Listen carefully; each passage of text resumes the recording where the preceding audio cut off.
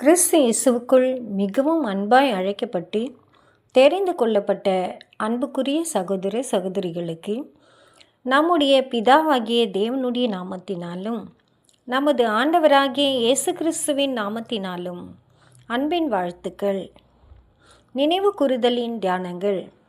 ரீப்ரன்ஸ் number 2473 மே 1899. பாடத்தின் தலைப்பு அவர் அக்கிரமக்காரரில் ஒருவராக எண்ணப்பட்டார். பக்கம் 997 முதல் 1008 முடிய.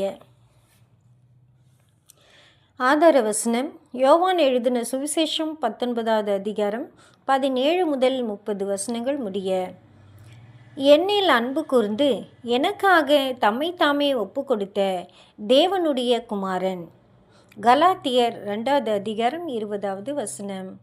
முற்காலங்களில் சிலுவையில் அறையப்படும் காரியமானது குற்றவாளிகளிலேயே மிகவும் வெறுக்கத்தக்கவர்களை மரணமடைய செய்வதற்கான கொடூரமான முறையாகும். இந்த தண்டனை முறையின் கடுமையான வீரியத்திற்கான காரணம் கொடூரமான உணர்வுகளை தணிப்பதற்காக, திருப்தி செய்யப்படுவதற்காக அல்லாமல் தீமை செய்கிறவர்களை அச்சமூட்டுவதற்காகவே ஆகும். இம்மரண முறையை குறித்து பரார் அவர்கள் பின்வருமாறு கூறுகின்றார். சிலுவையில் அறையப்படுவதினால் உண்டாகும் மரணத்தோடு சகலவிதமான வலிகளும் காணப்படுகின்றது. மேலும் இம்மரணத்தோடு கூட கடுமையான தலை சுற்றலும், தாகம், தூக்கமின்மை, உணவின்றி வலுவிழந்து போதல், தசைகளில் ஏற்படும் சுளுக்கு, அவமானம், சித்திரவதைகள், தொடர்ந்து நீடிக்கும் நிலை, பயம், ஆற்றப்படாத புண்கள், சாவை கொண்டு வரும் நிலைகளும் காணப்படும். இன்னுமாக இவைகள் அனைத்தும் அம்மனிதனுடைய சுய நினைவை இழக்கச் செய்யும் அளவுக்கும் சுய நினைவு இழக்கும் கட்டம் வரையிலும் உச்சகட்ட வீரியத்தில் காணப்படும். இப்படிப்பட்ட ஒரு மரணத்திற்கே கிறிஸ்துவும் விதிக்கப்பட்டார். பொறாமையும் கொலை வெறியும் கொண்டிருந்த பிரதான ஆசாரியர்களும் யூத மார்க்கத்தின் வல்லுநர்களும் ஆகிய இவர்களின் மாய்மாலத்தையும் முரண்பாடுகளையும் பயமின்றி பகிரங்கப்படுத்தினவரும் பொது ஜனங்கள் மத்தியில் துரிதமாய் தாக்கம் ஏற்படுத்தி கொண்டிருக்கிறவருமான மாபெரும் போதகர் இயேசு மேற்கூறப்பட்ட இப்படியானதொரு வெளிப்படையான கண்டனம் பெற வேண்டும் என்று விரும்பினார்கள். தேவ தூஷணம் பேசியதற்காக அவரை அவர்கள் கல்லெறிந்து கொல்ல முடியும். ஆனால் அப்படி செய்யப்படும் போது அநேகருடைய கண்களுக்கு அவர் இரத்த சாட்சி மரணம் மரித்தார் என்பது போல் தோன்றிவிடும். ஆனால் அவர் ஆலோசனை சங்கத்தாரால் குற்றவாளி என தீர்க்கப்பட்டு உலகத்திலேயே வல்லமையில் உயர்ந்த நிலையில் காணப்படும் அரசியல் சக்தியால் அவர் மரண தண்டனைக்கு ஒப்பு கொடுக்கப்பட்டால் அது இயேசுவுக்கும் அவருடைய போதனைகளுக்கும் அவருடைய பின்னடியார்களுக்கும் என்றென்றும் பெரும் பழியை, அவமதிப்பை சுமத்துவதாக இருக்கும் என்று எண்ணினார்கள். ஆகவே இயேசுவை மரண தீர்ப்புக்கு ஒப்பு கொடுப்பதற்கென கையெழுத்து இடும்படி பிலாத்துவை இறுதியில் சம்மதிக்க வைத்தபோது அவர்களுடைய பொல்லாத இருதயங்கள் எத்துணை ஆனந்தம் அடைந்திருக்கும் என்பதை நம்மால் கற்பனை செய்து பார்க்க முடிகின்றது. மார்க்கினுடைய பதிவின்படி மார்க் 15வது அதிகாரம் 25வது வசனம், மரண பத்திரமானது காலையில் சுமார் 9 மணி அளவில் பிலாத்துவினால் கையெழுத்திடப்பட்டது என நாம் பார்க்கின்றோம். அதாவது இயேசுவின் மேல் மேற்கொண்ட விசாரணைகளும் இயேசுவை அவருடைய சத்துருக்களிடமிருந்து பாதுகாப்பதற்கென பிலாத்து மேற்கொண்ட பல்வேறு பிரயாசங்களும் 3 மணி நேரத்தை எடுத்துக்கொண்டது.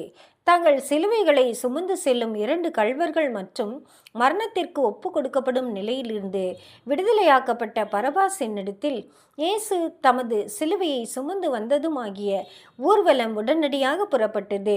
குற்றவாளிகள் தாங்கள் சித்திரவதைப்படுவதற்கு பயன்பட போகிற ஆயுதங்களை தாங்களே சுமந்து செல்லப்படுவது பழங்காலத்தில் நிலவிய வழக்கமாகும். இன்றைய நவீன ஓவியங்களில் பொதுவாக காட்டப்படுவது போன்று சிலுவைகள் அவ்வளவு உயரமானவைகளாகவும் மிகவும் பாரமானவைகளாகவும் இருந்ததில்லை. மாறாக சிலுவையில் அறையப்படுபவர்களின் பாதங்கள் நிலத்திலிருந்து 12 முதல் 18 இன்ச் அளவு மேலே காணப்பட்டது என நிரூபணங்கள் உள்ளன. மேலும் இந்த சிலுவைகள் சிறிய உயரம் கொண்டவைகளாக இருப்பினும் ஒரு திடகாத்திரமான மனுஷனால் சுமந்து செல்ல முடிகின்ற அளவுக்கு பாரம் கொண்டவைகளாகவே காணப்பட்டன. ஆனால் நமது கர்த்தர் தமது கெத்சமனே அனுபவங்களை கடந்து வந்த பிறகு அடிகளும் சவுக்கடிகளும் மற்றும் பிலாத்துவின் ஆணையின்படி கொடுக்கப்பட்ட சவுக்கடிகளும் நிறைந்த இரவு பொழுதை கடந்து வந்த பிறகு அவர் பலவீனம் அடைந்தவராகவும் உடல் சக்தி இழந்தவராகவும் புண்களினால் வலி உடையவராகவும் நலிந்தவராகவும் காணப்பட்டார். கல்மனமுள்ள சேவகர்கள் அவர் மேல் பரிதாபம் கொண்டு வழியில் வந்த சிரேனே ஊரானாகிய சீமோனை பிடித்து இயேசுவின் சிலுவை பளுவை சுமந்து வரும்படிக்கு சீயோனை கட்டாயப்படுத்தினார்கள் என்று பார்க்கின்றோம். இந்த சீமோனை குறித்து நமக்கு எதுவும் தெரியாது. ஆனால் மார்க்கு இவரை அலெக்சந்தர் மற்றும் ரூப்புக்கும் தகப்பன் என்று குறிப்பிடுவதை பார்க்கும்போது இவருடைய 2 குமாரர்கள் பிற்பாடு இயேசுவின் பின்னடியார்கள் ஆகியுள்ளனர் என்றும் அவர்கள் சீஷர்கள் மத்தியில் நன்கு அறியப்பட்டவர்கள் என்றும் நமக்கு தெரிய வருகின்றது. ஆனால் பல பேர் ஆசைப்பட்ட மாபெரும் ஸ்லாக்கியம் இந்த சீமோன் என்பவருக்கு கிடைத்துள்ளது. இருதயத்தில் காணப்பட்ட பயமானது பேதுருவையும் யாக்கோபையும் யோவானையும் மற்றவர்களையும் மறைந்து ஒளிந்து கொள்ள செய்தது என்பதை குறித்தும் போதகரின் சோதனையான வேளையில் அவருக்கு தங்கள் உதவியினை அளிப்பது தடை பண்ணப்பட்டதை குறித்து அவர்கள் எண்ணி எவ்வளவு வருத்தப்பட்டிருக்க வேண்டும். யோவான் அவ்வளவு தொலைதூரத்தில் காணப்படவில்லை என்பதை நாம் அறிவோம். மற்றவர்களும் அநேகமாக கொஞ்சம் சமீபத்தில் தான் காணப்பட்டிருக்க வேண்டும். ஆனால் எத்தகைய வாய்ப்பை அவர்கள் நழுவ விட்டுவிட்டனர். இதே போன்றதான வாய்ப்புகள் இன்னமும் நம் அனைவருக்கும் காணப்படுகின்றது. அதாவது கிறிஸ்துவுக்கு ஊழியம் புரிவதற்கான வாய்ப்புகள், அதாவது கிறிஸ்துவின் சரீர அங்கங்களுக்கு ஊழியம் புரிவதற்கான வாய்ப்புகள் இன்னமும் உள்ளன. போதகரின் அடிச்சுவடுகளை பின்பற்றி நடக்கின்ற ஒவ்வொருவருக்கும் சில கெத்சமனே அனுபவங்கள் பெற்றுக்கொள்வது அவசியமாயிருப்பது போன்று போதகரின் அனைத்து அனுபவங்களையும் கொஞ்சமாவது சுவைத்தேனும் பார்க்க வேண்டியது ஒவ்வொருவருக்கும் அவசியமாய் உள்ளது. ஆகவே சகோதர சகோதரிகளுக்கு, சிறியவர்களுக்கு கிறிஸ்துவின் சரீர அங்கங்களுக்கு ஊழியம் புரிவதற்கான வாய்ப்புகளை கவனிக்க நாம் மறந்துவிட வேண்டாம். ஆட்டுக்குட்டியானவரின் பின்னடியார்கள் மீது விழுந்து கொண்டிருக்கும் விழ வேண்டிய நிந்தனைகளை நாம் கூட்டிவிடாமல் இருப்பதில் கவனமாயிருப்போமாக. மேலும் ஆறுதலின் வார்த்தைகளை அவர்களுக்கு அளித்து ஒருவருக்கொருவர் வழியில் வரும் சோதனைகள், கஷ்டங்கள் மற்றும் சிலுவைகளை சுமப்பதற்கு உதவி செய்வோமாக. இவ்விதமாக நம் தலையும் கர்த்தருமாய் இருப்பவரிடம் கல்வாரிக்கு போகும் வழியில் அவருடைய சிலுவையை அவர் சுமப்பதற்கு நாம் உதவி செய்வதற்கான வாய்ப்பை நாம் எப்படி பயன்படுத்துவோம் என்பதை சிறப்பான விதத்தில் நம்மால் காட்ட முடியும். சிலுவையில் அறையப்படும் இடமானது கொல்கொதாவாகும். மேலும் எபிரேய வார்த்தையான இதன் அர்த்தம் மண்டை ஓடாகும். மேலும் மண்டை ஓட்டின் லத்தீன் வார்த்தை கல்வாரியாகும். இப்பெயர் இவ்விடத்திற்கு வழங்கப்பட்டதற்கான காரணம் எருசலேமுக்கு சற்று வெளியே காணப்படும் இந்த மலையின் வடிவமாகவே இருக்க வேண்டும். இம்மலை தொலை தூரத்திலிருந்து பார்க்கப்படும் போது அப்படியே மண்டை ஓடு போன்றே காட்சியளிக்கின்றது.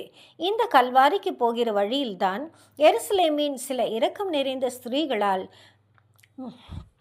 தங்கள் பொதுவான வழக்கத்தின்படி கசப்பான வெள்ளைப்போளமும் புளிப்பான திராட்சரசமும் கலந்த பானத்தை மரண தீர்ப்புக்கு கடந்து போகும் குற்றவாளிகளுக்கு அளிக்கப்பட்டது. இந்த பானமானது நரம்புகளின் உணர்ச்சியை இழக்க வைக்கும் தன்மையை உண்டு பண்ணுவதினால் தண்டனை நிறைவேற்றப்படும் போது வலி குறைவாக காணப்படும். அந்த 2 கள்வர்களும் அநேகமாக அந்த பானத்தை குடித்திருக்க வேண்டும். ஆனால் மார்க்கு எழுதின சுவிசேஷம் 15வது அதிகாரம் 23ஆம் வசனமானது குடிக்க கர்த்தர் மறுத்துவிட்டார் என்று தெரிவிக்கின்றது. அதாவது தம்முடைய இந்த அனுபவங்கள் பிதாவின் சித்தப்படியே அனுமதிக்கப்பட்டுள்ளது என்று கர்த்தர் அறிந்திருக்கிறபடியினால் அந்த அனுபவங்களை தாம் முழுமையாய் அனுபவிப்பதற்கு தடையாயிருக்கும் எதையும் அவர் அனுமதிக்கவில்லை என்று பார்க்கின்றோம். அவரது தாயாராகிய மரியாளும் மகதலேனா மரியாளும் யாக்கோபுக்கும் யோசேக்கும் தாயாகிய மரியாளும் செபெதேயுவின் குமாரருடைய தாயும் கிலேயோப்பாவின் மனைவியாகிய சலோமேயும் மற்றும் இயேசுவின் மற்ற பல நண்பர்களும் தைரியம் கொண்டவர்களாக ரசமும் வெள்ளைப்போளமும் கலந்த பானத்தை கொண்டு வந்த ஸ்திரீகளுடன் சேர்ந்து ஊர்வலத்தில் அவருக்கு பின் இப்போது செல்ல ஆரம்பித்தார்கள். மத்தேயு எழுதின சுவிசேஷம் 27வது அதிகாரம் 56வது வசனம், மார்க்கு எழுதின சுவிசேஷம் 15வது அதிகாரம் 40வது வசனம்.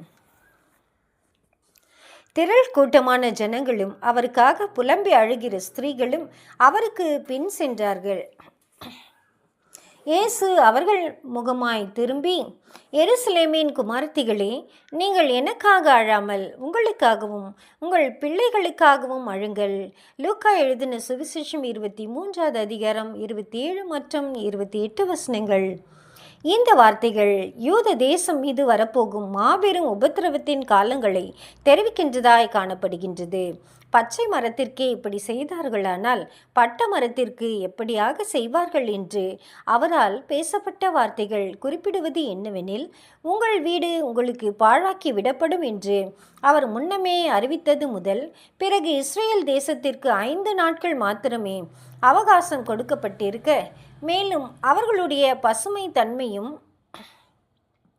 புத்துணர்வும் மத பக்தியின் சக்தியும் காணப்பட்டிருக்கும் போதே ஒருவேளை அவர்களுடைய அதிகாரிகள் இப்படிப்பட்ட அநீதியையும் நியாயப்பிரமாண சட்டத்திற்கு மாறான அநியாயத்தையும் செய்வார்களேயானால் எதிர்காலத்தில் அவர்களுடைய மத பக்தியின் சக்திகள் உலர்ந்து போய் அவர்களுக்குரிய அழிவின் நாளுக்குரிய மாபெரும் சூளையில் போடப்படுவதற்கு அவர்கள் தேசமாக முழுமையாய் ஆயத்தப்பட்டிருக்கும் போது என்னவெல்லாம் எதிர்பார்க்கப்படலாம்? அவர்கள் மீது வரவிருக்கும் உபத்திரவ நாளுக்குரிய மாபெரும் அக்கினி சூளையானது அவர்களுடைய ஆட்சி அமைப்பு முறையை முற்றிலும் விழுங்கி போடும் அளவுக்கு திட்டமிடப்பட்டுள்ளது மற்றும் இப்படியாக தீர்க்க தரிசனமும் உரைக்கப்பட்டது. மேலும் நமது கர்த்தர் உரைத்த இந்த தீர்க்க தரிசனம் சொல்லார்த்தமாக நிறைவேறின காரியமானது ஜோசபஸ் அவர்களால் நமக்கு பதிவு செய்யப்பட்டுள்ளது. அதாவது, இஸ்ரேல் தேசம் மீது கடந்து வந்த மாபெரும் உபத்திரவத்தின் காலத்தில் ஸ்திரீகள் மீதும் பிள்ளைகள் மீதும் வந்த கடுமையான பாடுகள் குறித்தும் அந்த உபத்திரவ காலமானது கிபி 70 எருசலேமின் அழிவுடன் நிறைவடைந்தது என்பவைகள் குறித்ததுமான விவரங்களை இவர் பதிவு செய்துள்ளார். அவர் அக்கிரமக்காரரில் ஒருவராக எண்ணப்பட்டார் என்ற இந்த தீர்க்க தரிசனத்தை கருத்தில் எடுத்துக்கொண்டு பின்னர் அருமையான இந்த மீட்பர் கொல்லப்படுவதற்கென அன்று முன்னிலை வகித்து கொண்டிருந்த யூதர்கள் விடாப்பிடியாய் நாடின விஷயங்களையும் கருத்தில் எடுத்துக்கொண்டு பார்க்கையில், எந்த மனுஷனுடைய சுயாதீனத்திலும் தலையிடாமல் தெய்வீக முன்னறிவானது தேவனுடைய சித்தம் குறித்த ஆலோசனைக்கு இசைவாக சகல காரியங்களையும் நடப்பித்தது என்பதற்கான புதிதான ஆதாரங்கள் நமக்கு வெளிப்படுகின்றன. மேலும் மனுஷனுடைய கோபமானது தம்மை துதிக்கும்படிக்கும் தமது ஞானத்திற்கும் முன்னறிவிற்கும் சாட்சியாக விளங்கும்படி எப்படி நடத்தினார் என்பதற்கான புதிய ஆதாரங்களும் நமக்கு கிடைக்கின்றது. மரண தண்டனை அளிக்கப்படும் கைதியுடன் 4 சேவகர்கள் அனுப்பப்படுவது வழக்கமாக இருந்தது. முதலில் செல்லும் சேவகன் மரண தீர்ப்புக்குள்ளாயிருக்கும் கைதிகளின் குற்றங்கள் எழுதப்பட்டுள்ள வெள்ளை நிற பலகையுடன் காணப்படுவான். மேலும் இப்பலகையானது சிலுவையில் கைதியின் தலைக்கு மேல் கட்டப்படும். முதல் சேவகனை பின்தொடர்ந்த நிலையில் ஆணிகள், சுத்தியல் முதலியவைகளுடன் 3 சேவகர்கள் பின்தொடர்ந்தனர். இந்த 4 சேவகர்களும் ஒரு 100க்கு அதிபதி அல்லது தலைவனின் கட்டளையின் கீழ் செயல்படுபவர்கள் ஆவர். இயேசுவின் தலைக்கு மேல் சிலுவையில் காணப்பட்ட பலகையானது 3 பாஷைகளில் இயேசு யூதர்களுடைய ராஜா என்ற வார்த்தைகளினால் எழுத பெற்றிருந்தது. இவ்வார்த்தைகள் அந்நாட்டினுடைய பாஷையாகிய எபிரேய மொழியிலும் கல்வி அறிவு உடையவர்களின் மற்றும் பயணிகளின் மொழியாகிய கிரேக்கு மொழியிலும் ரோம சாம்ராஜ்யம் மற்றும் சேவகர்களின் மொழியாகிய லத்தீன் மொழியிலும் எழுதப்பட்டிருந்தது. மேலும் இப்பலகையில் எழுதப்பட்டதான வார்த்தைகளை சுவிசேஷகர்கள் தெரிவிக்கும் விஷயத்தில் சில வித்தியாசங்கள் காணப்பட்டதற்கான காரணம் வெவ்வேறு பாஷைகளின் வார்த்தைகளில் காணப்படும் சில வித்தியாசங்களே ஆகும் என யோகிக்கப்படலாம். நசரேயனாகிய இயேசு யூதர்களின் ராஜா என்ற வார்த்தைகளை எழுதிட கட்டளையிட்ட பிலாத்துவின் வாக்கியத்திற்குள் இருக்கும் மாபெரும் சத்தியத்தை பிலாத்து புரிந்து கொள்ளவில்லை. இயேசு ஒரு ராஜா என்ற இந்த வாக்கியத்திற்குள் அடங்கியுள்ள சத்தியத்தை இன்றும் சொற்பமானவர்களே புரிந்து கொண்டுள்ளனர். இன்னுமாக புரிந்து கொண்டவர்களிலேயே சிலரே அவர் மேல் விசுவாசம் வைத்து கொண்டு உண்மையிலும் சத்தியத்திலும் தங்களுடைய இருதயத்தின் முழங்கால்களை மடக்கி முழங்காலிட்டுள்ளனர். இன்னுமாக கர்த்தர் கூறின பிரகாரமாக சகல முழங்கால்களும் முழங்கால் இடுவதற்கும் பிதாவாகிய தேவனுக்கு மகிமை செலுத்தும் வண்ணமாக சகல நாவுகளும் தம்மை கர்த்தர் என்றும் போதகர், எஜமான், ராஜா என்றும் அறிக்கை பண்ணுவதற்குமான காலம் அண்மையில் வரவிருக்கின்றது. அந்த தீர்க்கதரிசியின் கேளாதவன் எவனோ அவன் ஜனத்தில் இராதபடிக்கு நிர்மூலமாக்கப்படுவான் என்றான். அப்போஸ்தலருடைய நடபடிகள் 3வது அதிகாரம் 23வது வசனம். அவர் யூதர்களால் உண்மையாக புறக்கணிக்கப்பட்டார். எனினும் சபை இஸ்ரவேலரின் 12 கோத்திரத்தாராக தெரிந்தெடுக்கப்பட வேண்டி முழு எண்ணிக்கை இன்னமும் கண்டுபிடிக்கப்பட வேண்டும். இந்த இஸ்ரவேலரின் 12 கோத்திரத்தாராக தெரிந்தெடுக்கப்படுபவர்கள் ஆபிரகாமின் சந்ததியாராக இருந்து மேசியாவை ராஜாவாக ஏற்றுக்கொண்டு தற்கால ஜீவியத்தில் அவருக்கு உண்மையாய் ஊழியம் புரிந்து அவருடைய ஊழியத்திற்காகவும் சகோதர சகோதரிகளுக்காகவும் தங்கள் ஜீவியத்தை ஒப்பு கொடுத்து இறுதியில் அவருடைய ராஜ்யத்தில் அவரோடு கூட உடன் சுதந்திரர்களாக காணப்படுபவர்கள் ஆவர். இந்த கபடற்ற உத்தம இஸ்ரவேலரின் 12 கோத்திரத்தாராக தெரிந்தெடுக்கப்பட வேண்டிய எண்ணிக்கையை நிறைவு செய்ய மாம்சீக இஸ்ரவேலர்களில் போதுமானவர்கள் இராதபடியினால் கடந்த 18 நூற்றாண்டுகளாக புறஜாதி ஜனங்கள் மத்தியில் தெரிந்தெடுப்பதன் மூலம் தேவன் அந்த எண்ணிக்கையை நிறைவாக்குவார். முத்திரை போடப்பட்டவர்களின் தொகையை சொல்ல கேட்டேன். வெளிப்படுத்தின விசேஷம் 7வது அதிகாரம் 4 முதல் 8 வசனங்கள் முடிய. இயேசு தம்மை யூதர்களுடைய ராஜா என அறிவித்தபடியால் யூத மத சாஸ்திரிகள் அவரை குற்றம் சாட்ட விரும்பினாலும் அவ்வார்த்தைகளின் நிமித்தமே அவர் குற்றம் தீர்க்கப்பட்டார் என்ற விஷயங்கள் பொது ஜனங்கள் பார்க்கத்தக்கதாக பலகையில் எழுதப்பட்டு காணப்படுவதை அவர்கள் விரும்பவில்லை. மேலும் இவ்விலாசமானது இயேசுவின் அவ்வறிக்கையின் செல்வாக்கையும் குறித்து அவர்கள் மிகவும் பயந்ததினாலேயே அவர்கள் அவரை கொன்று போட நாடினார்கள் என்பதை சுட்டி காட்டுகின்றதாய் இருக்கும். குற்றச்சாட்டுடைய பலகையின் எழுத்துக்களை மாற்றி எழுத அவர்கள் கேட்டதற்கு பிலாத்து மறுத்த காரியம் நியாயமானதாகும். ஒருவேளை இயேசு தம்மை ராஜாவென அறிவித்த வார்த்தைகளில் எவ்வித முக்கியத்துவம் இல்லை எனில் அவரை குறித்து அவர்கள் ஏன் பயப்பட வேண்டும்? ஏன் அவர் சிலுவையில் அறையப்பட்டிருக்க வேண்டும்? ஒருவேளை அவரை சிலுவையில் அறையப்படும் அளவுக்கு அவருடைய அறிக்கையில் முக்கியத்துவம் காணப்படுமாயின் அவ்விஷயங்கள் தெளிவாய் வெளிக்காட்டப்பட வேண்டும் என்று பிலாத்து எண்ணினார். சிலுவையில் அறையப்பட்டவர்களின் உடைமைகளை ஒவ்வொரு சிலுவையில் அறையப்படும் தருணத்திலும் பங்கு போடப்படுவது வழக்கமான காரியமாக இருந்தது. மேலும் இது உபத்திரவமான சூழ்நிலைகள் சுற்றி காணப்படும் போது சேவகர்களின் இருதய கடினத்தையும் அலட்சிய போக்கையும் விருப்பு வெறுப்பு அற்ற நிலையையும் சுட்டி காட்டுகின்றது. பங்கு போடப்பட்ட கூட்டத்தில் தலைப்பாகை, மேலங்கி, இடைக்கச்சை மற்றும் பாதரட்சைகள் காணப்பட்டன. மேலும் இயேசுவின் விஷயத்தில் குறிப்பிடப்படும் வஸ்திரமானது கழுத்து முதல் பாதம் வரையிலும் உள்ள உள் அங்கியாகும். மேலும் அது தையல் இல்லாமல் மேல் துவங்கி கீழ் வரையிலும் நெய்யப்பட்டிருப்பதை வைத்து அது சிறந்த தன்மையுள்ள துணியினால் நெய்யப்பட்டது என்பதும் தெரிகின்றது. மேலும் இந்த வஸ்திரத்தின் மீது சீட்டு போடப்பட்ட சம்பவமானது 22வது சங்கீதம் 18ஆம் வசனத்தில் உரைக்கப்பட்ட தீர்க்க தரிசனத்தின் நிறைவேறுதலாய் இருக்கின்றது என யோவான் கவனத்திற்கு கொண்டு வருகின்றார். மேல் துவங்கி கீழ் வரையிலும் ஒன்றாய் நெய்யப்பட்டு தையல் இல்லாமல் காணப்படும் வஸ்திரமானது கிறிஸ்துவின் நீதியை அடையாளப்படுத்துகின்றது. மேலும் அந்நீதியானது பிரித்து எடுக்கப்படாமல் முழுமையாகவே சொந்தமாக்கி கொள்ளப்பட முடியும். மேலும் அவருடைய நீதியானது முழுமையாக காணப்படுகின்றது. அது அழிக்கப்பட முடியாது. மேலும் அதை பெற்றுக்கொள்ளும் எவனும் மிகவும் விலையேற பெற்ற நீதியின் வஸ்திரத்தை பெற்றுக்கொள்கின்றான். ஆனால் அதே சமயம் அதை பெற்றுக்கொள்ள தவறுகின்றவன் கிறிஸ்துவுக்குள்ளாக தேவனால் கிடைக்கும் நீதிமான் நிலையை பெற்றுக்கொள்ள தவறுகின்றான்.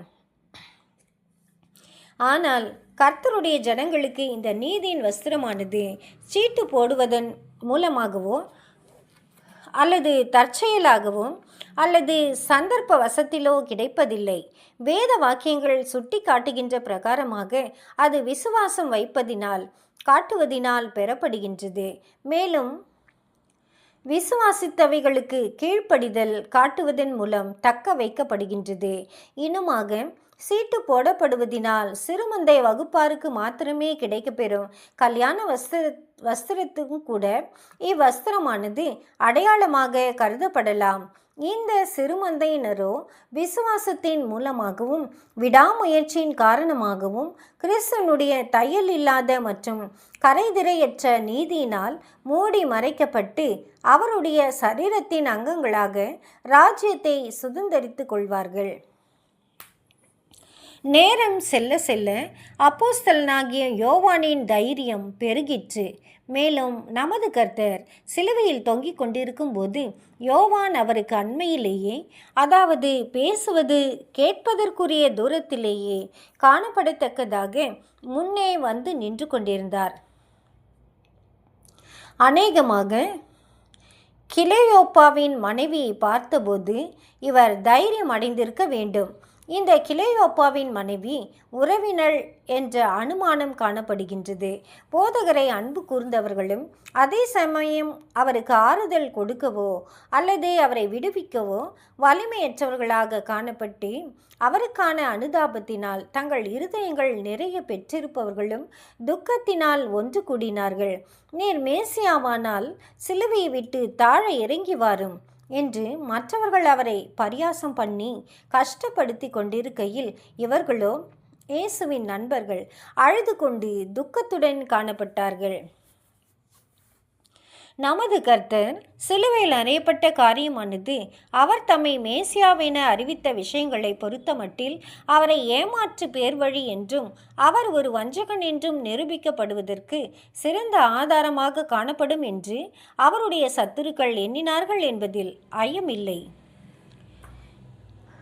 கிறிஸ்துவின் சரீர அங்கங்களுக்கும் கூட இவர்கள் பிதாவின் தயவை பெற்றிராதவர்கள் என்றும் அவர்கள் உண்மையில் ஏமாற்றுக்காரர்கள் என்றும் கருதப்படத்தக்கதான அனுபவங்கள் அவர்களுக்கு வர சில சமயங்கள் பிதா அனுமதித்திருப்பது உண்மையே. கர்த்தருடைய உண்மையான சீஷர்கள் கர்த்தரோடு இருதயபூர்வமான ஒற்றுமை கொண்டிருந்தது போன்று அந்த இருதயபூர்வமான ஒற்றுமையை வெளிப்புறமான தர்ம சங்கடங்களினாலும் சந்தர்ப்பங்களினாலும் உடைத்துவிட முடியாதது போன்று அவர்களிடையிலான அந்த அன்பை எதிர்மாறான கஷ்டமான சந்தர்ப்பங்கள் தனித்து போட முடியாதது எப்படியோ அப்படியே ஒரே ஆவியிலும் இருதயபூர்வமான இசைவுடனும் காணப்படும் அவருடைய அனைத்து சகோதர சகோதரிகளுக்கு இடையிலும் காணப்படுகின்றது. இவர்களும் கூட மிகவும் சோதனையான சூழ்நிலைகளிலும் எதிரிடையான சந்தர்ப்பங்களிலும் உண்மையாய் காணப்படுவார்கள். ஏனெனில் இவர்களிடமும் ஒரே ஆவியும் சகோதர சகோதரிகள் மீதான அன்பின் ஆவியும் உள்ளது. மேலும் இந்த அன்பின் ஆவியின் மூலம் இவர்களால் ஒருவரை ஒருவர் ஒரே சரீரத்தின் அங்கங்களாக அடையாளம் கண்டு கொள்ள முடிகின்றது. நமது கர்த்தர் தாமே உபத்திரவங்களுக்குள் காணப்படும் போது அவர் மற்றவர்களுடைய நலன் கருதி யோசித்து கொண்டிருப்பதில் விளங்கும் அவருடைய இரக்கம் கொள்ளும் சுபாவத்தை குறித்து எத்தனை ஆழமாய் உணர முடிகின்றது. அவருடைய சொந்த வியாகுலங்கள் அவர் தம் தாய் குறித்து சிந்திப்பதற்கும் அவளை அன்பான சீஷனாகிய யோவானின் பராமரிப்பில் விடுவதற்கும் சொல்வதற்கும் அவர்களுக்கான ஏற்பாடுகளை செய்வதற்கும் தடை விதிக்கவில்லை. இவ்விதமாக போதகர் ஒருவன் தன் சொந்த ஜனங்களையும் விசேஷமாக தன் வீட்டாரையும் விசாரிக்க வேண்டும் என்பதற்கு மாதிரியாக இருப்பதை நம்மால் பார்க்க முடிகின்றது. ஒருவன் தன் சொந்த ஜனங்களையும் விசேஷமாக தன் வீட்டாரையும் விசாரியாமற் போனால் அவன் விசுவாசத்தை மறுதளித்தவனும் அவிசுவாசியிலும் கெட்டவனுமாயிருப்பான். 1 தீமோத்தேயு 5:8. விசுவாசம் என்ற வார்த்தை மற்றவர்களுக்கு, அதிலும் விசேஷமாக விசுவாச வீட்டாருக்கு அன்பு காட்டுவது, இரக்கம் கொள்வது, நலனை கருதுவது மற்றும் பராமரிப்பது போன்றதான எண்ணங்களையும் உள்ளடக்குகின்றதா இருக்கின்றது. யோவான் மரியாளை பராமரிக்க தெரிந்தெடுக்கப்பட்டதை நாம் கவனிக்க வேண்டும். அவர் தெரிந்தெடுக்கப்படுவதற்கான காரணம், முதலாவதாக அவருடைய அன்பான சுபாவம், இரண்டாவதாக கர்த்தருக்கும் சத்தியத்திற்கும் அவர் கொண்டிருக்கும் வைராக்கியம் மற்றும் மூன்றாவதாக தன்னுடைய ஜீவனை பணயம் வைத்து யோவான் மறைத்து கொண்டிருக்கும் போதகரின் இறுதி தருணங்களில் அவர் அருகே காணப்படத்தக்கதாக தைரியமாக முன்னேறி வந்தது என்பவைகள் போன்றதுதான் என்பதில் ஐயமில்லை. இந்த 3 விஷயங்களும் கர்த்தர் அங்கீகரிக்கும் விஷயங்கள் என நாம் கவனிக்க கடவோம். மேலும் இவைகளை கவனித்த பிற்பாடு அவைகளை நமக்குள் விருத்தி செய்ய நாடி இருப்போமாக. மேலும் இதன் விளைவாக அன்று காணப்பட்ட அதே போதகரால் ஊழியம் புரிவதற்கான விசேஷித்த வாய்ப்புகளால் நாம் அருளப்படுவோமாக. நமது கர்த்தருடைய வேதனைகளுடைய நிறைவின் போதுதான் அவர், நான் தாகமாய் இருக்கிறேன் என்று கூறினார். மேலும் இது என் தாகத்துக்கு காடியை குடிக்க கொடுத்தார்கள் என்ற தீர்க்க தரிசனம் நிறைவேறுவதற்கு இடம் உண்டாக்கிற்று. 69வது சங்கீதம் 21. இது சாதாரணமான காடி அல்ல. இது சேவகர்களின் சாதாரணமான விலை குறைந்த புளித்த திராட்சை ரசத்தின் பானமே ஆகும். ஈசோப்பின் தண்டில் மாட்டப்பட்டிருந்த காடியில் தோய்த்த கடற்காளானானது நமது கர்த்தருடைய வாய் அருகே கொண்டு செல்லப்பட்ட காரியமானது அவரது உதடுகளுக்கும் நாவிற்கும் ஈரத்தன்மையை கொடுத்தது. மேலும் இரக்கத்தினாலேயே இது செய்யவும் பட்டது என்பது உறுதியே. பல்வேறு பதிவுகள் கூறும் சம்பவங்கள் தொகுக்கப்பட்டு சிலுவையின் 7 வார்த்தைகள் என அழைக்கப்படுகின்றது. சிலுவையில் உரைக்கப்பட்ட முதல் வார்த்தை, பிதாவே, இவர்களுக்கு மன்னியும், தாங்கள் செய்கிறது இன்னதென்று அறியாதிருக்கிறார்களே. லூக்கா எழுதின சுவிசேஷம் 23:34. இவ்வார்த்தைகள் உண்மையில் கர்த்தருடைய சத்துருக்கள் குறித்து அவர் கொண்டிருக்கும் உணர்வை வெளிப்படுத்தினாலும் பழைய கிரேக்க மூல பிரதிகளில் இவ்வார்த்தைகள் காணப்படுவதில்லை என்பதை இங்கு நாம் குறிப்பிடுவது சரியானதாக காணப்படும். சிலுவையில் உரைக்கப்பட்ட 2ஆம் வார்த்தை, இது நமது கர்த்தர் கள்வனுக்கு அளித்த செய்தியாகும். இயேசு அவனை நோக்கி, இன்றைக்கு நீ என்னுடனே கூட பரதீசில் இருப்பாய் என்று மெய்யாகவே உனக்கு சொல்லுகிறேன் என்றார். லூக்கா எழுதின சுவிசேஷம் 23:43. சிலுவையில் உரைக்கப்பட்ட 3ஆம் வார்த்தை, ஸ்திரீயே, இதோ உன் மகன், இதோ உன் தாய். சிலுவையில் உரைக்கப்பட்ட 4ஆம் வார்த்தை, என் தேவனே, என் தேவனே, ஏன் என்னை கைவிட்டீர். மார்க் எழுதின சுவிசேஷம் 15:34. இவ்வசனத்தை குறித்து ஓர் இறையியல் நிபுணர் முழு வேதாகமத்திலேயே இவ்வாக்கியத்தை காட்டிலும் வேறு எந்த வாக்கியமும் விவரிக்க கடினமாய் இருப்பதில்லை என்று தெரிவிக்கின்றார். ஆனால் ஈடுபலி குறித்த சரியான கண்ணோட்டம் இருப்பவருக்கு இதன் அர்த்தத்தையும் காரணத்தையும் புரிந்து கொள்வது சுலபமாய் காணப்படும். இந்த கண்ணோட்டத்தின்படி தேவனுடைய இரக்கத்தினால் ஒவ்வொரு மனுஷனுக்காகவும் மரணத்தை ருசி பார்க்கும்படிக்கு லோகாஸ் மாம்சமாக்கப்பட்டார் என்று நாம் காண்கின்றோம். எபிரேயர் 2:9. மேலும் நீதியை திருப்திப்படுத்துவதற்கும் ஆதாமையும் அவர் மூலம் தண்டனையின் கீழ் வந்தவர்களையும் விடுவிப்பதற்கும் தகப்பனாகிய ஆதாமின் மீது வந்த மரண தண்டனையை இயேசு அனுபவிக்க வேண்டும். மேலும் ஆதாமுக்கு எதிராக வந்த தண்டனையானது மரணமாக இருந்தபடியினால் நம்மை மரண தண்டனையிலிருந்து விடுவிப்பதற்கும் மரணத்திலிருந்து உயிர் தேடும் காரியத்தை உறுதிப்படுத்துவதற்கும் என கிறிஸ்து நம்முடைய பாவங்களுக்காக மரித்து அநீதி உள்ளவர்களுக்கு பதிலாக நீதி உள்ளவராய் பாடுபட்டார். இன்னுமாக ஆதாமுக்கு எதிரான தீர்ப்பானது ஆதாமை எதிராளியாக குற்றம் தீர்த்து பிதாவுடனான ஐக்கியம் துண்டிக்கப்படுதலையும் உள்ளடக்கி இருந்ததினால் நமது கர்த்தராகிய இயேசுவுக்கும் ஆதாமின் ஸ்தானத்தை எடுத்து பாவிகள் பிதாவிடமிருந்து விலக்கி வைக்கப்பட்டிருக்கும் அனுபவத்திற்குள் கடந்து செல்வது, கொஞ்சம் நேரமாகிலும் கடந்து செல்வது அவசியமாயிருந்தது. ஆதாமுடைய தண்டனையின் இப்பாகத்தை பிதா மிகுந்த இரக்கத்துடனும் நமது மீட்பருடைய பலியுடன் கலந்த ஊழிய காலம் முழுவதிலும் அவர் மேல் அனுமதிக்காமல் அவருடைய கடைசி நேரங்களில் மாத்திரமே அனுமதித்தார். பிதாவுடன் அவருக்கு காணப்பட்ட தொடர்பும் ஐக்கியமுமே சகல வேதனையான அனுபவங்களையும் முந்தின நாள் இரவின் அனுபவங்களையும் அப்படி ஒரு தைரியத்துடன் அவர் கடந்து செல்ல உதவிற்று. ஆனால் இப்பொழுதோ கிறிஸ்துவை திடப்படுத்தும் பிதாவினுடைய கிருபையும் ஐக்கியமும் தொடர்பும் இயேசுவிடமிருந்து எடுத்துக்கொள்ளப்பட்டது. சிறப்பான உணர்வுகளை உடைய நமது மீட்பர் அவருடைய அருமையான நண்பரிடமிருந்து பிதாவிடமிருந்து வரும் ஆறுதலை இழந்ததின் நிமித்தம் முழுமையும் துயரத்திற்குள்ளானார். ஆகவேதான் என் தேவனே, என் தேவனே, ஏன் என்னை கைவிட்டீர் என்ற வியாகுலத்தின் வார்த்தைகளை கூறி கதறினார். ஆதாமின் மீறுதலின் நிமித்தம் உண்டான தண்டனையின் இந்த பாதகத்தையும் இயேசு அனுபவிக்க வேண்டும் என்ற விஷயம் இந்த கடைசி நிமிஷம் வரையிலும் அவரிடமிருந்து மறைக்கப்பட்டிருந்தது. சிலுவையில் உரைக்கப்பட்ட 5ஆம் வார்த்தை, நான் தாகமாக இருக்கின்றேன். இதனை நாம் ஏற்கனவே பார்த்துவிட்டோம். சிலுவையில் உரைக்கப்பட்ட 6ஆம் வார்த்தை, எல்லாம் முடிந்தது என்ற வார்த்தைகள் நமது கர்த்தருடைய பூமிக்குரிய ஊழியம் நிறைவடைந்ததை நமக்கு தெரிவிக்கின்றது. அவர் மரிப்பதற்காக வந்தார்.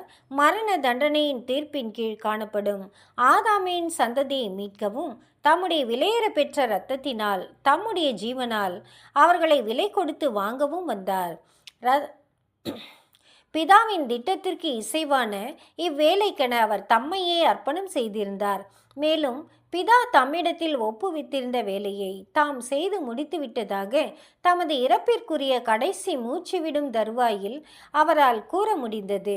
நமது அருமையான மீட்பர் அவ்வேலையை முடித்துவிட்டார் என்றும், நீ மேசியாவானால் சிலுவையை விட்டு தாழ இறங்கி வா மற்றும் உன்னையே நீ ரட்சித்துக்கொள் என்ற வார்த்தைகளினால் அவரை இம்சைப்படுத்தினவர்கள் மீது அவர் சினம் கொள்ளவில்லை என்றும் நாம் அறிக்கையில் எவ்வளவாக சந்தோஷம் கொள்ள முடிகின்றது. மாபெரும் பலி செலுத்தப்பட்டு விட்டது என்பதை நினைக்கையில் அது அங்கீகரிக்கப்படும் விதத்தில் நிறைவேற்றி முடிக்கப்பட்டு விட்டது என பிதாவும் பின்னர் தெரிவித்தார் என்ற உண்மையின் அடிப்படையிலான கண்ணோட்டத்தின்படி பார்க்கையில் நம்மால் சந்தோஷம் கொள்ள முடிகின்றது. மேலும் இப்பொழுது கிறிஸ்து இயேசுவுக்குள் காணப்படுகிறவர்களுக்கு ஆக்கினை தீர்ப்பில்லை என்பதை நாம் உணரும் போதும் மகிழ்ச்சி அடைகின்றோம். ரோமர் 8வது அதிகாரம் 1வது வசனம்.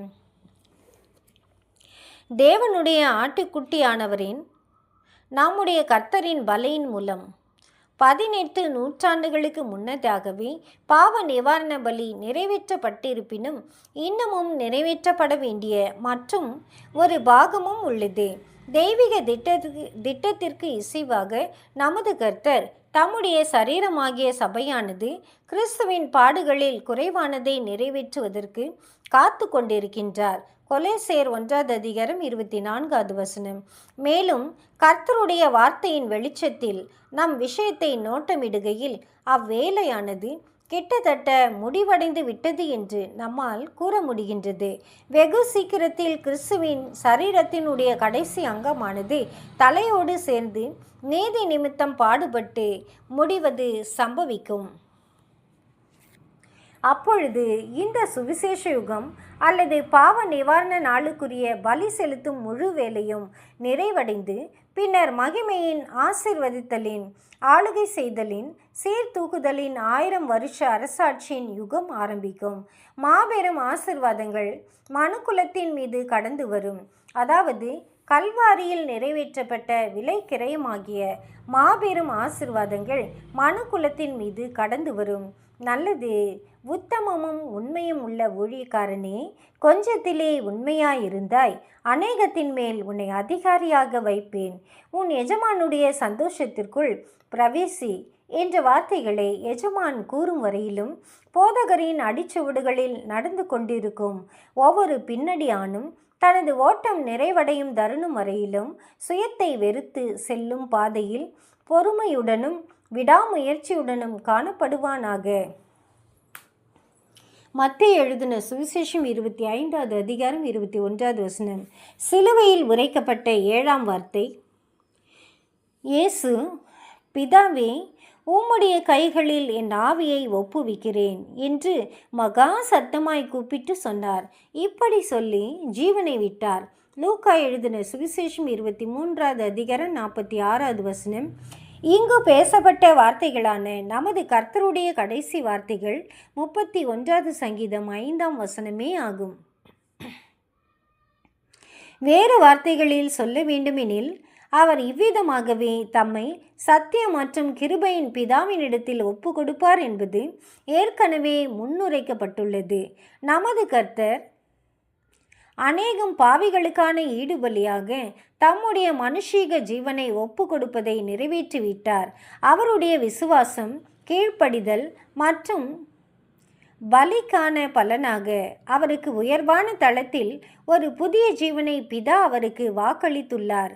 இந்த புதிய ஜீவன் அல்லது புதிய சிருஷ்டியாகிய ஜீவன் நமது கர்த்தருடைய ஞானஸ்நானத்தின் போது அவர் பரிசுத்த ஆவியை பெற்றபோது அவருக்குள் ஆரம்பித்தது என எண்ணப்படுகின்றது. மேலும் இந்த புதிய ஜீவனானது அவருடைய ஊழியத்தின் நாட்களிலும் மாம்சத்திற்கு அவர் நித்தமும் மரித்து கொண்டிருக்கும் போதும் அவருக்குள் தொடர்ந்து காணப்பட்டதாகவும் வளர்ந்து கொண்டு வந்ததாகவும் எண்ணப்பட்டது. வெளி மனுஷன் மரித்து கொண்டே இருக்கையில் உள்ளான புது சிருஷ்டியோ நாளுக்கு நாள் புதிதாக்கப்பட்டு கொண்டிருந்தது. இப்பொழுதும் இயேசுவின் வெளி மனுஷன் முழுமையாக மரித்து போகிற தருணம் வந்துவிட்டது. அதாவது முற்றிலும் ஒப்பு கொடுக்கப்பட்டு பலி நிறைவடையும் தருணம் வந்துவிட்டது. எதிர்காலத்திற்குரிய ஜீவன் குறித்த நமது கர்த்தருடைய எதிர்பார்ப்பானது பிதாவின் வாக்குத்தத்தத்திற்கு இசைவாக புதிய ஜீவனுக்கு அல்லது உயிர்த்தெழுப்பப்பட்ட புதிய ஜீவனுக்கு நேராக காணப்பட்டது. அவருடைய ஞானஸ்நானம் மற்றும் அர்ப்பணிப்பின் போது அவருக்குள் ஆரம்பிக்கப்பட்டதென எண்ணப்பட்டதான புதிய மனம் அல்லது சிந்தையானது உயிர்த்தெழுதலில் பூரணமடையும் என்ற தெய்வீக வாக்குத்தத்தத்தை பெற்றிருந்தது. அதாவது புதிய மனது புதிய சிந்தைக்கு பொருத்தமான ஆவிக்குரிய சரீரம் உயிர்த்தெழுதலில் கொடுக்கப்பட்டு பூரணப்படுத்தப்படும் என்று தெய்வீக வாக்குத்தத்தம் காணப்பட்டது. ஆனால் இந்த மாறுதல் உடனடியாக நடக்கக்கூடாது. 3 நாளுக்கு பிற்பாடு அவர் ஆவிக்குரிய சரீரமுடைய புதிய சிருஷ்டியாக உயிர்ப்பிக்கப்பட வேண்டுமென தெய்வீக சட்டம் ஒழுங்குபடுத்தப்பட்டிருந்தது. இயேசு இதனை விசுவாசிக்க வேண்டும். ஒருவரும் இப்படியான வழிமுறையின்படி ஒருபோதும் கடந்து சென்றதில்லை. ஆயினும் நமது அருமையான மீட்பர் முழு நம்பிக்கையுடன் பிதாவை நோக்கி பார்த்தார். மேலும் முழு விசுவாசத்துடன் தமது ஜீவியத்தின் அனைத்து விஷயங்களையும் எதிர்காலத்திற்குரிய இந்த ஆசீர்வாதமான நம்பிக்கைகளையும் பிதாவின் அன்பினிடத்திலும் பிதாவின் வல்லமையினிடத்திலும் ஒப்புவித்து விட்டதாக, அதாவது பிதாவின் திட்டம் மற்றும் வார்த்தைகளுக்கு இசைவாக தமக்கு அளிக்கப்படத்தக்கதாக ஒப்புவித்து விட்டதாக அறிக்கை பண்ணினார். நமது எஜமானின் அடிச்சுவடுகளை பின்தொடரும் அவருடைய பின்னடியார்களாகிய நாமும் கூட தம்முடைய குமாரனை நமக்கான மீட்பராக அன்பளிப்பாக கொடுத்தலில் மாத்திரமல்லாமல் நம்முடைய வாழ்க்கை பிரயாணம் முழுவதும் காணப்பட்ட அவருடைய பராமரிப்பிலும் நமக்கு முன்பாக சென்று நம்மை சூழ்ந்து கொண்டு நமக்கு பலத்தையும் ஆறுதலையும் நிச்சயத்தையும் அருளின மகா மேன்மையும் அருமையுமான அவருடைய வாக்குத்தத்தங்களை அளித்ததிலும் தம்முடைய அன்பை வெளிப்படுத்தின பிதாவின் பொறுப்பில் நம்முடைய மரிக்கும் தருணத்தில் நம்முடைய அனைத்து நலன்களையும் ஒப்படைத்து விடுகிறவர்களாக காணப்பட வேண்டும்.